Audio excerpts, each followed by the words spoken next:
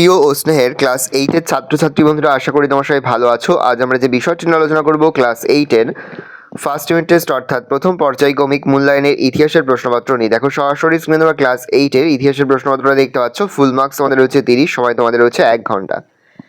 একই দেখে রয়েছে সঠিক উত্তর বেছে লেখো যে কোনো 8টি প্রশ্নের মান 1 করে 1 × 8 = 8। কোন মোগল সম্রাট সাদাত খানকে বুরহান উল উপাধি দিয়েছিলেন? ঔরঙ্গজেব, ফারুকশিয়ার, মোহাম্মদ শাহ, দ্বিতীয় বাহাদুর শাহ? মোহাম্মদ শাহ।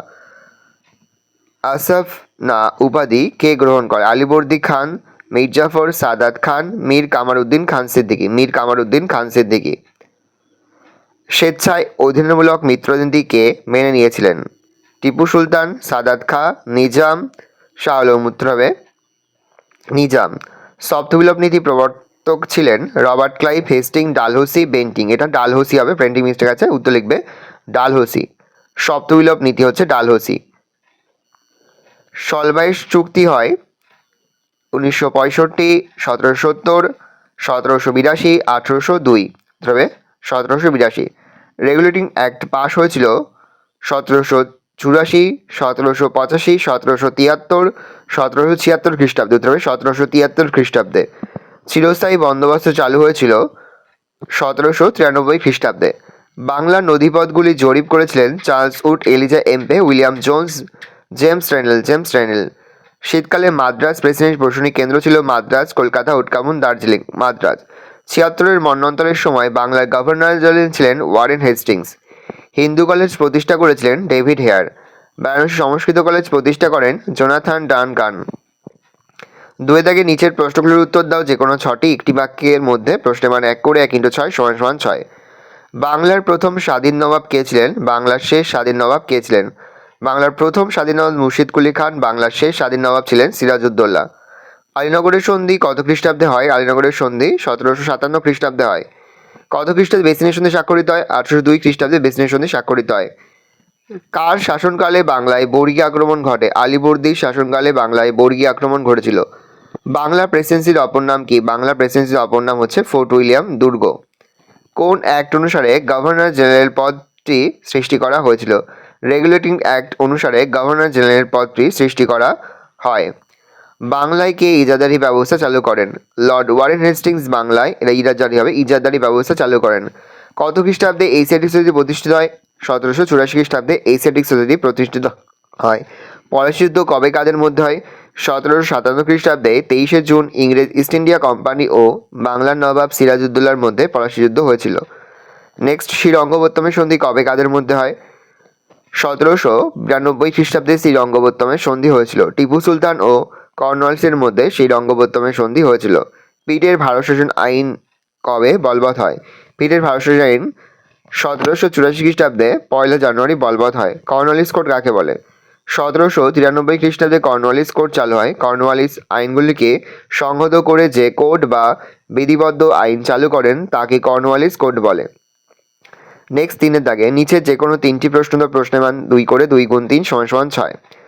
দস্তক কাকে বলে? ইঙ্গ মহীশূর যুদ্ধ কাকে বলে? 1+1।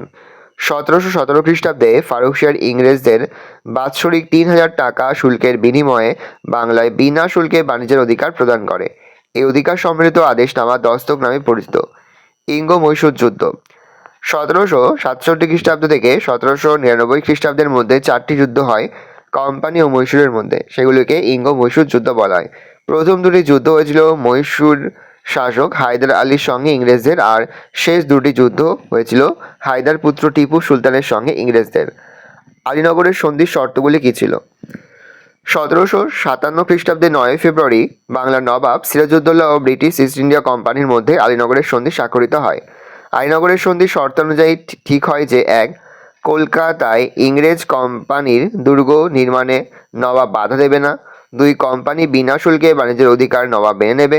3. কলকাতা আক্রমণের ফলে কোম্পানির যে আর্থিক ক্ষয়ক্ষতি হয়েছিল নবাব তার ক্ষতিপূরণ দেবে এবং কোম্পানি কলকাতার নিজের টাকশাল গঠন অর্থাৎ নিজ মুদ্রা প্রবর্তনের অধিকার পাবে। নেক্সট, পলাশীর লুণ্ঠন কাকে বলে? পলাশী যুদ্ধের পর ইংরেজ কোম্পানি বাংলার নতুন নবাব মির্জাফরের কাছ থেকে প্রায় 3 কোটি টাকার সম্পদ আদায় করেছিলেন। এছাড়া কোম্পানির উচ্চপদস্থ কর্মচারী সহ রবার্ট ক্লাইভ মির্জাফরের কাছ থেকে ব্যক্তিগতভাবে প্রচুর সম্পদ পেয়েছিলেন। কোম্পানির তরফে এই অর্থ আত্মসাৎকে বলা হয় পলাশির লুণ্ঠন। টিকা লেখো ৭৬-এর মন্বন্তর। ১৮ শতকের মধ্যভাগে বাংলার আর্থসামাজিক ক্ষেত্রে এক নেতিবাচক ঘটনা ছিল ৭৬-এর মন্বন্তর। সময়কাল ১৭৭০ খ্রিস্টাব্দ তথা ১১৭৬ বঙ্গাব্দে বাংলায় ৭৬-এর মন্বন্তর ঘটে। প্রেক্ষাপট ১৭৬৫ খ্রিস্টাব্দে অনির্বাহের পর ১৭৭২ খ্রিস্টাব্দ পর্যন্ত বাংলায় দ্বৈত শাসন চলেছিল। এই সময়কালকে ব্রিটিশ ইস্ট ইন্ডিয়া কোম্পানির একমাত্র লক্ষ্য ছিল যত বেশি সম্ভব রাজস্ব আদায় করা। পরিণতি ৭৬-এর মন্বন্তরের পরিণতি হিসেবে বাংলায় ভয়াবহ দুর্ভিক্ষ দেখা দিয়েছিল। ঠিকমতো বর্ষা ও জলসেচের অভাবে কৃষিকাজ নষ্ট হয়েছিল। অভাবের তাড়নায় কৃষকরা গরু, মহিষ, কৃষিযন্ত্রপাতি এমনকি পুত্র কন্যাদেরও বিক্রি করে দিতে বাধ্য হয়। দেওয়ানি লাভ ১৭৬৫ খ্রিস্টাব্দে মুঘল সম্রাট দ্বিতীয় শাহ আলম ইংরেজ ইস্ট ইন্ডিয়া কোম্পানিকে বার্ষিক ২৬ লক্ষ টাকা খাজনা প্রদানের শর্তে বাংলা, বিহার, উড়িষ্যার রাজস্ব আদায়ের অধিকার ইংরেজদের দান করেন। নবাবের এই ঘোষণার ফলে বাংলা সুবা দেওয়ানি ইংরেজরা লাভ করেছিল। টিকা লেখো উডের প্রতিবেদন বা উডের ডেসপ্যাচ।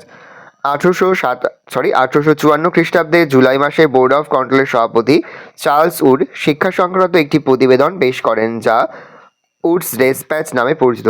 এই ডেসপ্যাচের মাধ্যমে ঔপনিবেশিক সরকারকে প্রাথমিক থেকে বিদ্যালয় স্তর পর্যন্ত একটি সুগঠিত শিক্ষা কাঠামো গড়ে তোলার পরামর্শ দেওয়া হয়। এই প্রতিবেদনের সুপারিশে কলকাতা, বোম্বাই ও মাদ্রাজে ৩টি বিশ্ববিদ্যালয় গড়ে ওঠে। নেক্সট, মেকলে মিনিট কি, তার সাথে পিটের আইনে কি বলা হয়েছিল। লর্ড বেন্টিং এর শিক্ষা সচিব লর্ড মেকলে ১৮৩৫ খ্রিস্টাব্দের ২রা ফেব্রুয়ারি এদেশে শিক্ষা সংক্রান্ত একটি সুপারিশ সম্মিলিত প্রতিবেদন সরকারের কাছে পেশ করেন যা মেকলে মিনিট নামে পরিচিত। নেক্সট, প্রাচ্য পাশ্চাত্যবাদী কারা। ভারতে পাশ্চাত্য শিক্ষাদানের রীতিকে কেন্দ্র করে কমিটি অফ পাবলিক ইনস্ট্রাকশন দু দলে ভাগ হয়ে যায়। একদল প্রাচ্য রীতিতে শিক্ষাদানের মত দেন, তারা প্রাচ্যবাদী বা ওরিয়েন্টালিস্ট নামে পরিচিত। এদের মধ্যে উল্লেখযোগ্য হলেন এইচ.সি. প্রিন্সেল, কোলব্রুক, উইলসন প্রমুখ। আবার একদল পাশ্চাত্য রীতি মেনে শিক্ষাদানের সপক্ষে মত প্রকাশ করেন, এরা পাশ্চাত্যবাদী বা অ্যাংলিসিস্ট নামে পরিচিত। এই দলের সমর্থক ছিলেন আলেকজান্ডার ডাফ, সান্ডার্স প্রমুখ। ৪ দাগে নিচের যে কোনো দুটি প্রশ্ন উত্তর দাও। প্রশ্নের মান ৫ করে, ৫ গুণ ২ = ১০। প্রথম, পলাশির যুদ্ধের কারণ ও ফলাফল আলোচনা করো।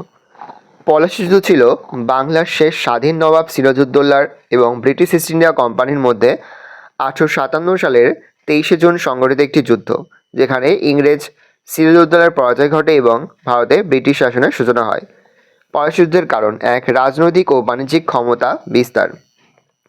ব্রিটিশ ইস্ট ইন্ডিয়া কোম্পানি তাদের বাণিজ্যিক ক্ষমতা আরও বাড়াতে এবং রাজনৈতিকভাবে শক্তিশালী হতে চেয়েছিল, যা বাংলা নবাবের সাথে তাদের বিরোধের কারণ ছিল।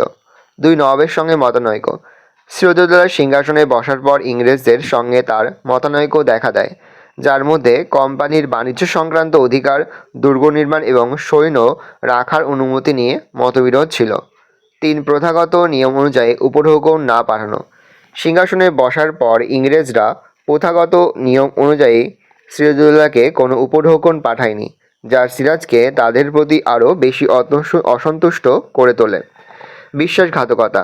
নবাবের সেনাপতি মির্জাফর রায়দুল্লাহ ও ফরাসি মিত্রদের সঙ্গে ষড়যন্ত্রে লিপ্ত ছিলেন, যা সিরাজউদ্দৌলার পরাজয়ের অন্যতম কারণ ছিল।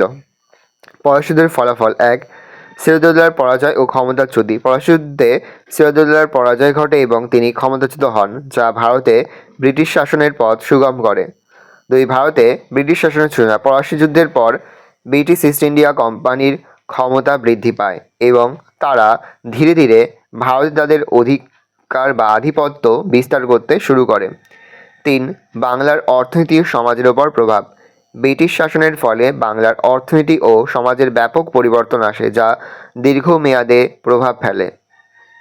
নেক্সট, ফারুকশিয়ারের ফরমানের গুরুত্ব কী ছিল? তার সঙ্গে হচ্ছে ইজাদারি বন্দোবস্ত কে কবে চালু করেন? 3+2। বাংলা তথা ভারতের ইতিহাসে মুঘল সম্রাট ফারুকশিয়ার ফরমানের গুরুত্ব ছিল অপরিসীম। ফারুকশিয়ার প্রদত্ত ফরমানের মাধ্যমে ব্রিটিশ ইস্ট ইন্ডিয়া কোম্পানি দস্তগলাভ বাংলার বাণিজ্যের ক্ষেত্রে কিছু গুরুত্বপূর্ণ পরিবর্তন আনে, যেমন: ১. ইংরেজ ও নবাব সম্পর্কে অবনতি।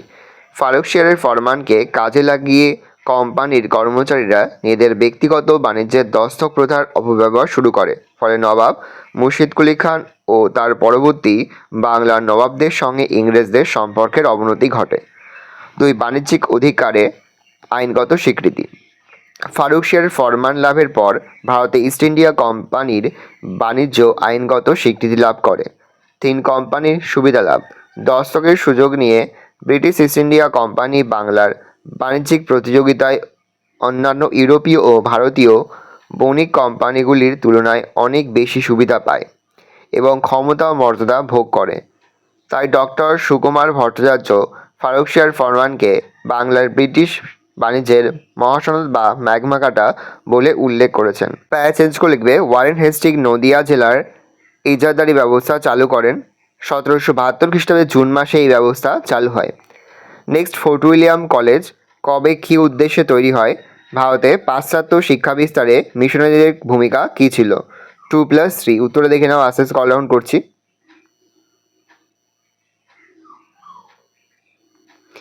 নেক্সট, পলাশযুদ্ধ ও বক্সার যুদ্ধের মধ্যে কোনটি ব্রিটিশ কোম্পানি ভারতের ক্ষমতা বিস্তারের জন্য বেশি গুরুত্বপূর্ণ ছিল? তোমার বক্তব্যের সপক্ষে যুক্তি দাও।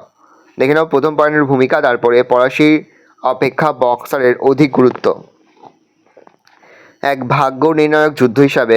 2. ঔপনিবেশিক শাসনের দৃঢ়তায়। 3. বাংলায় আধিপত্য প্রতিষ্ঠায়। 4. উত্তর ভারতের আধিপত্যের সূচনা। 5. আর্থিক লুণ্ঠনের সূচনায়।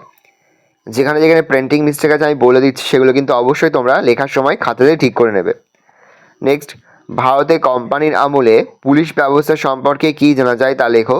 পাশ্চাত্য শিক্ষা বিস্তারে উডের ডেসপ্যাচের গুরুত্ব উল্লেখ করো। 3+2 প্রথম উত্তর দেখে নাও।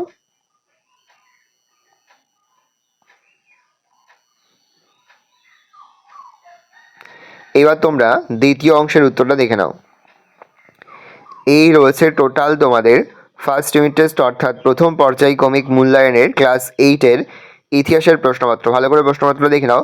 আশা করি ভিডিওটা ভালো লেগেছে। ভিডিওটা ভালো লাগলে ভিডিওকে লাইক করতে ভুলো না। আমার নতুন হও তাহলে সাবস্ক্রাইব প্রেস করে পাশে বেল আইকন প্রেস করার জন্য নতুন কোনো ভিডিও আপলোড করি সবার ফার্স্ট নোটিফিকেশন তোমরা পেয়ে যাও। আর এই ভিডিওটি তোমার বন্ধু বান্ধবী আত্মীয়স্বজন সবার মধ্যে কিন্তু অনেক শেয়ার করে, যারা বছর ক্লাস 8-এ পড়ছে। আমরা কিন্তু ইতিমধ্যে ক্লাস 8-এর প্রতিটি বিষয়ের সিলেবাস, প্রশ্ন এবং নমুনা প্রশ্নপত্র কিন্তু আপলোড করে এখনও পর্যন্ত। সেই ভিডিওগুলো না দেখে থাকো, ভিডিওগুলো কিন্তু তাড়াতাড়ি তোমাদের সকলকে জানাই আগাম পরীক্ষার অনেক শুভেচ্ছা এবং অভিনন্দন। আশা করি সকলের পরীক্ষায় খুব ভালো হবে। কোনো প্রশ্নের উত্তর লিখতে বা বুঝতে কোনো রকম অসুবিধা হয় তাহলে কিন্তু নির্দ্বিধায় কমেন্ট সেকশনে কমেন্ট করে জানাতে একদমই ভুলবে না। ভালো করে দেখে নাও প্রশ্নপত্রটা।